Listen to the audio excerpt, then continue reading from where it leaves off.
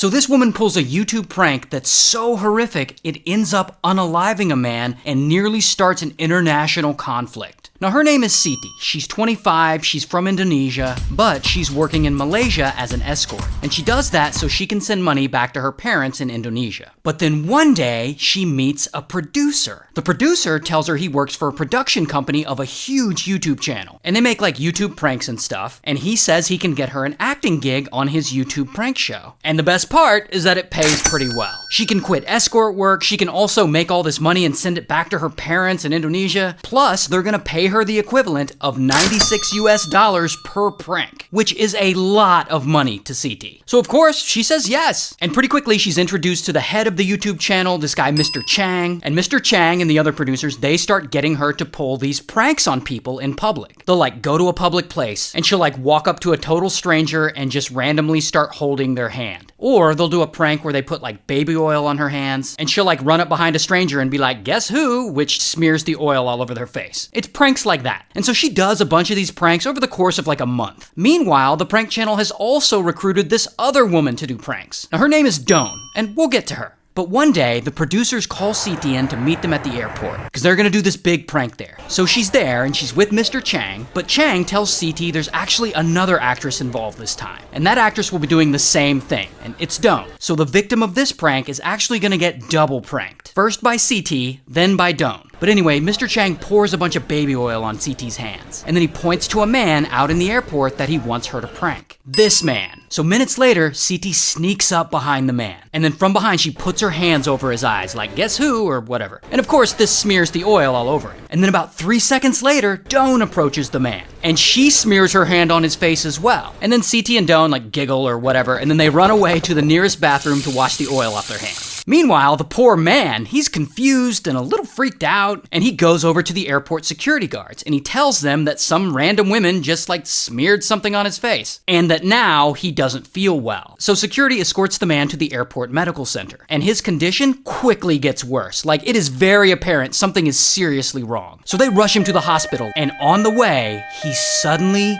just dies. So who was this man? Well, let's call him Nam. Now, Nam is an interesting guy, because growing up, his dad was a dictator, the supreme leader of a little country you might have heard of called North Korea. Now, Nam, being the oldest son, he was always first in line to be the next supreme leader. But as he grew up and became an adult, Nam grew to be a little more progressive, a little more open-minded to reforming things for the better. Something his conservative dictator dad really didn't like. But one day, Nam is traveling abroad, and he's in Japan, in the airport. And suddenly, boom, he gets arrested. Why? Because he's traveling with a fake passport trying to conceal his identity. Turns out, Nam was in Japan because he's low-key trying to take his son to visit Tokyo Disney, which in his country is a huge no-no. And once the news of Nam's arrest gets back to Dictator is pissed. I mean, the heir to the throne can't be seen going to Disneyland in Tokyo? Disneyland represents capitalism, and worst of all, it represents America. And it's just everything North Korea stands against. So this arrest is a huge source of embarrassment for Dictator. And this Disneyland fiasco eventually leads to Nam being passed over for the position of supreme leader. And when Dictator eventually dies, his other son, Nam's half-brother, Kim Jong-un, he becomes the new dictator. And Kim Jong-un hates Nam. And Nam's been living internationally for a while in China. But regardless, Kim Jong-un has been trying to have him assassinated for years. And eventually, he and his regime come up with this elaborate plan. They're gonna trick 2 random women into unknowingly killing Nam. And the women end up being Siti and Dawn. And when Siti and Dawn are at the airport that day, the producers have both of them touch Nam's face with baby oil as a prank. But what Siti and Dawn don't know is that's not baby oil on their hands. No, on Siti's hands, they put, we'll just call it chemical A. And on Dawn's hands, they put what we'll call chemical B. And when you combine these 2 compounds, it creates a nerve agent called VX, or venomous agent X. A nerve agent that has been banned around the world because it's considered a weapon of mass destruction destruction and will kill you instantly, especially if someone smears it on your face. So Nam dies that day, right after they touch him. And Mr. Chang and all the other producers who set this up, they're all actually North Korean spies. And they all just flee, and they eventually get away. Of course, North Korea denies being involved in any of this. And this creates tensions between Malaysia and Indonesia. But since those producers all fled, that leaves the only two people connected to the crime, Siti and Doan. So Siti and Doan are in the airport bathroom washing their hands. And they walk out and they look around and all the producers are nowhere to be found. So Siti and Doan are just like, all right. And separately, the two women each go home. And they have no idea that anyone died. About a day later, they each get arrested. And Siti is so clueless as to what's going on, she literally thinks her arrest is part of the prank show. Like, haha, yeah, right, guys, sure, I'm being arrested, okay. But Malaysian police arrest them and they charge them with murdering Nam. 8 months later, their trial starts. And if Siti and Doan get convicted of murder, by law, they'll get the death penalty by hanging. So the stakes in this are really high. So this trial goes on for 2 years. And the Indonesian government has to get involved because Siti is technically their citizen. And these women are in jail this whole time. And then one day, suddenly, like out of nowhere, the charges against Siti